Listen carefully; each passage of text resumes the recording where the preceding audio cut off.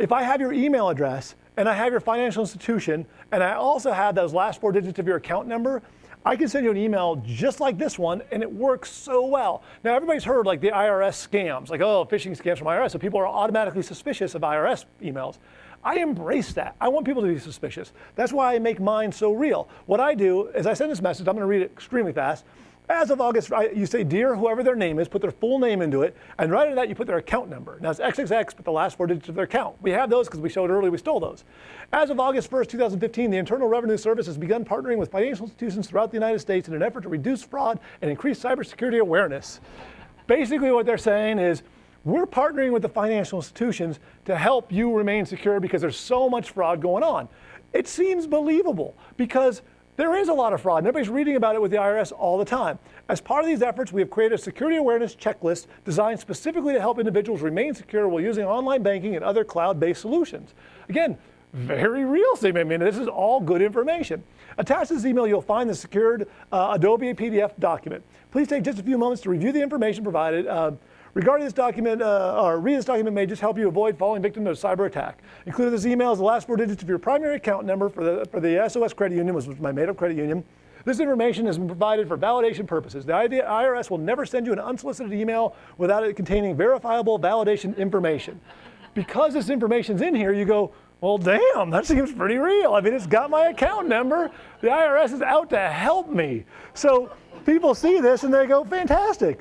So they click on the little PDF, it pops up. Sure enough, there's a taxpayer guide to identity theft. This is actually really from the IRS. I found this information on their site. They actually give some decent information. I went, very cool. So I just stole it, made it into this document, and now I'm using it for malicious purposes. So they click on the little PDF, everything seems fine. On my side, I get an email immediately telling me I got one. And basically what this is telling me is a specific server that it's connected to. What this does is when that PDF is open, which I'll jump to the kind of the punch here, it is actually installing malware on your computer, just opening the PDF. You didn't have to do anything else but just read the document and malware is being installed. When it installs, what it does is it makes a connection back to my server that's waiting anywhere out on the internet. It says, hey, here's a connection, and what do you want to do? And on my side, it looks like this. It's a command prompt. Anybody remembers the old DOS days? And anything I type right now on my computer, I'm actually typing on their computer. I have remote control now to do whatever I want. Now, they can't see this. As far as they're concerned, they're still reading their document or doing whatever. This is all happening behind the scenes. So I now have a new remote conduit, so I can use their computer now however I want. So what happened? Again, Adobe Acrobat is notorious for vulnerabilities. In fact, they're averaging right now a new exploit about every 4 months, which means if you have Adobe on your computer and you open up a PDF file, if you haven't kept up with your updates and your patches, you have a risk because Adobe PDF files, people have this idea that it's a PDF, it's a document. There's nothing it's not malicious, it's just a doc. Criminals are really going crazy. In fact, a lot of the exploits that you're reading about start with people using Adobe. So make sure you stay up to date on that. The most recent one was in July. They had one on July 8th. And also, you don't have to have it be an attachment. I could have also sent it as a link because Adobe Flash is also a horrific mess. In fact, browsers are starting to talk about banning it completely because it's so vulnerable. In fact, just this month alone, they had another vulnerability. They average a vulnerability about every month, which means if you haven't been updating Adobe Flash on your computer with the latest updates, you're vulnerable. And all you have to do is browse to a website. Just click a link, hit the website. Just visiting it alone, the malware installs on your computer. You don't have to do anything. You won't even see it happening. You'll see a little dancing dog or something happy. Behind the scenes, the malware is being installed, and that's very, very bad. Here's what their security bulletins look like from time to time. What's most annoying about this is they'll be aware of a vulnerability and still not have a patch, meaning it's being actively exploited by criminals, and there's still nothing you can do to even patch it. So just browsing to a site, even if you're up to date on patches, like this one, they said, oh, well, we know there's a vulnerability. Sometime in the week of July 12th, we'll have a patch for you. In the meantime, if you're browsing any malicious site, it's bad. So here's what the updates look like. Again, this will pop up when you first boot up your computer. If you see something like this when you're browsing along one day and you're in your web browser, don't trust it. You'll see this the next time you reboot your computer. It'll pop up every single time. Don't click the remind me later, click the download, go through the process and be patched up. Sure. Oh.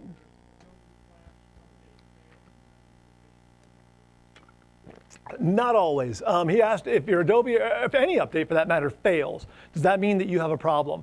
Or does that mean that you're hacked or something? And the answer is, I can't, it's sometimes. That's the best answer I can give. You never know because every computer is different. Adobe Flash especially has lots of problems where it'll get corrupt and something will get wacky, and then you can't update it and you can't use it at times, and certain sites stop working. It's just a big bag of monkeys. It's a mess. I don't recommend Adobe Flash at all. HTML5 is pretty much replacing Adobe Flash. It's going away. It will be gone someday, and the sooner the better because it's really vulnerable. You can uninstall Adobe Flash. If you go into your uninstall software, you can uninstall it, but you got to choose to uninstall it. HTML5, the problem is it won't work for everybody. There's still sites out there that are using Adobe Flash, and that's the problem. Is you'll lose the ability to see certain animation and stuff.